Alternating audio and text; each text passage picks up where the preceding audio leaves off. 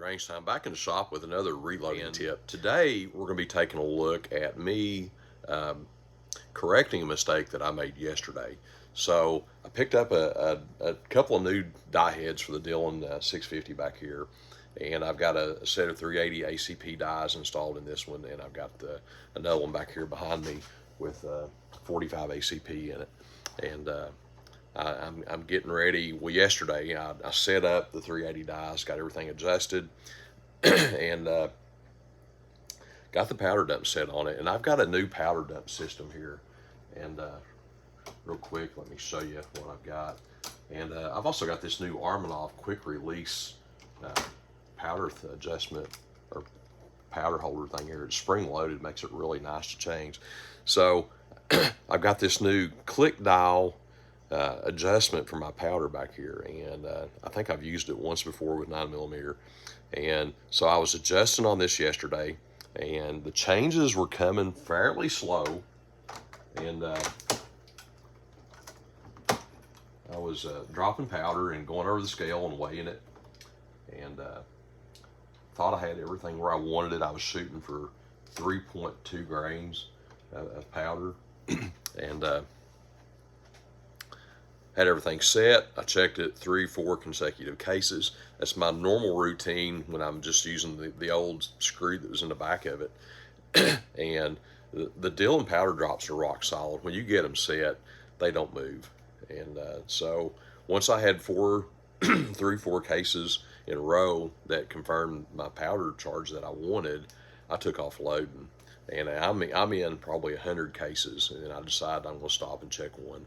And at some point after I started, I gained 0.4 of a grain loading 380. So that's way too high a powder charge. So what I'm going to be doing today is taking the RCBS Collet puller, and I'm going to be pulling down, excuse me guys, I've had the flu for 3 days. This is my second day back doing anything. Still got a lot of congestion. Hard to breathe sometimes. It's hard to talk and breathe a lot. So forgive me here if I cough and hack a little bit through this. I'll edit out as much of it as I possibly can. But I have the RCBS Collet puller. We'll get turned around here in a minute and take a look at it. But I'm going to go through and pull down these bullets and recycle the powder.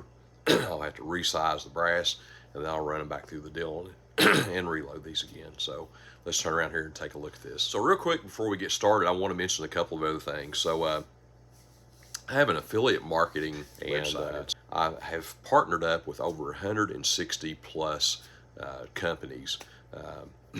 Midway USA, Shields, Natchez, Sig Sauer, Remington, Nosler bullets, Hodgdon powders. There's 165 companies here. There's everything from archery to medical to first aid to body armor. 15 or 20 different optics companies, thermal and night vision and infrared and optics. US Optics is on there. Just lots and lots of great companies. And if you go to my webpage and you click the Shop Now button for that particular company, it'll take you directly to their homepage. And anything you purchase while you're there, the page will end up earning a small commission on that. And that commission is part of the money that goes back into KRT to help offset the cost of the gel block and the bullets and the powder and the primers and so forth. So any help you could give us there, would definitely appreciate it. If you haven't already and you're on Rumble, please hit the subscribe button. Follow the KRT channel, and you can also follow the Kentucky Range Time account as well. So there's two different things you can follow there. Any questions or comments on there, I'd be glad to answer those, guys. But anything you can do to help us there would be appreciated. So let's get turned around here and take a look at this RCBS Collet puller now. So this Collet puller, guys, is just a system where you have a die body and a threaded stem that drops down through this. I'll take this apart and show it to you. This is it, basically. You got your locking ring. This is the quick change bushing for my lead press. And you basically pick, you can see all these different collets here, and this one would insert right into that area. But they basically make a collet for each caliber size, and these need to be pretty close. I've got a 44 here and a .45, and I have used the .45.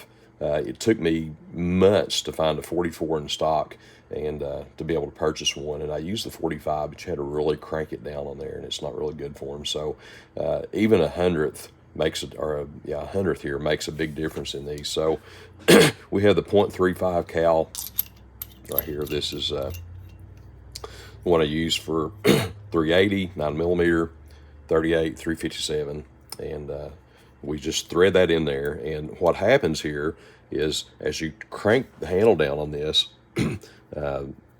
this collet sucks up in there and it closes up the gaps in this. As you can see right there, you can see those closing up. And as it does that, it puts a nice even grip around the perimeter of the bullet. And if you do this right, it rarely leaves hardly any, if any, marks on the bullet. So it makes it really nice to be able to pull bullets with these and be able to reload them. And beyond that, this thing just, it locks into your press just like any of your other dies do. And in lieu of using the old kinetic puller, this is what I tend to go with. There's some bullets that the kinetic puller works better with. This works good with really big heavy bullets, not so well with lighter bullets, because you can't get enough inertial force to drive those lighter bullets out of the cases. But both of these do have their place, and I do keep both of them pretty handy. Okay, so we'll get zoomed in here a little bit, and what I'll be doing,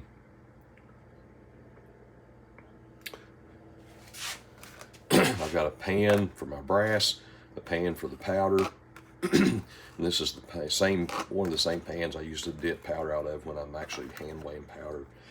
And after that, guys, we just put the bullet in, crank the handle, and that's it. And a lot of times, if I get this all set up right, whenever I release the bullet out of this, get this set here a little bit. I want to get this handle cranked around over here.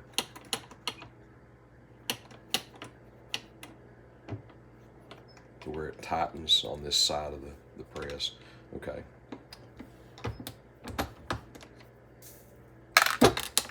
There you go. So that bullet a lot of times will drop out and go right down into my brass catch pan down here.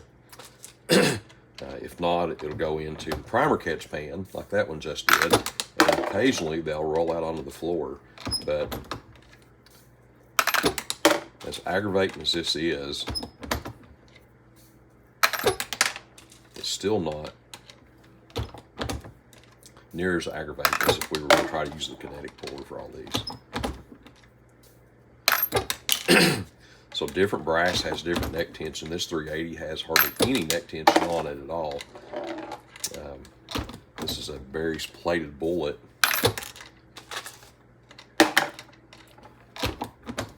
So it doesn't take locking down the handle on this.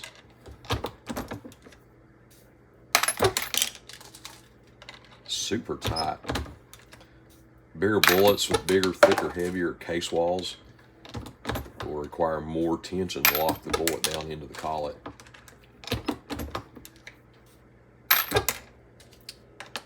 It can be a little more aggravating. But all right, guys, that's it. So I've got 100 and some of these to work through.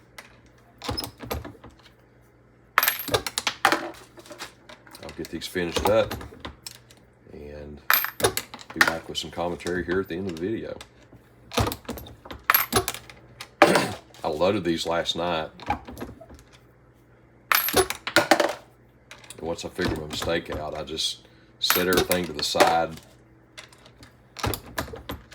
that had the heavy powder charges in them. I went ahead and finished loading my cycle out after I corrected the powder setting. When I got done,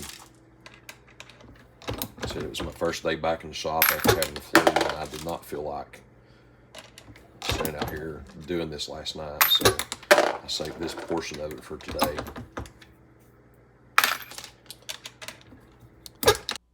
All right, guys, so finishing up on this little project, I've got all the cases reclaimed, and now I'm taking out the depriming, decapping die out of my full length sizing die back here, and I've taken my prime brass and I've dumped them right down into my case feeder, and I will be feeding prime brass right back through the system here, and we're just going to recycle all this brass back through through the Dillon and get all these 380 cases loaded back up.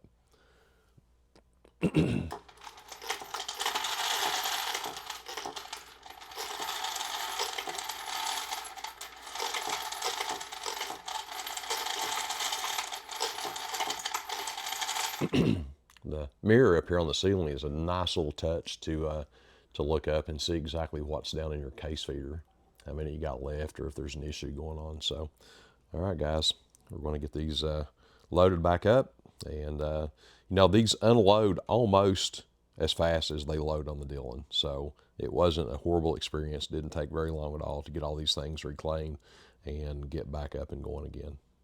All right, guys, and that's it.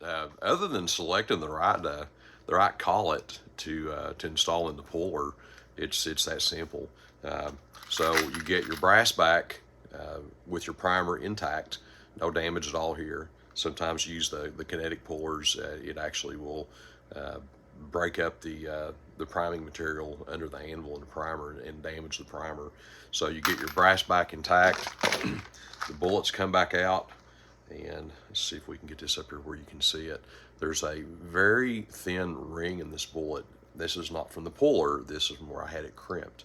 So I put a very light crimp in this to take the belling out, and that ring is actually from the crimp, not from the collet. And you get your powder back reclaimed, and you just recycle all these components. You're out $0 in materials, just a little frustration that you screwed up and didn't catch it sooner, and a little bit of time pulling them back down. So, all right, guys, that's it. Mad Kentucky Range Time. If you got any questions, leave them in the comments. And as always, thanks for watching, and we'll catch you on the next one.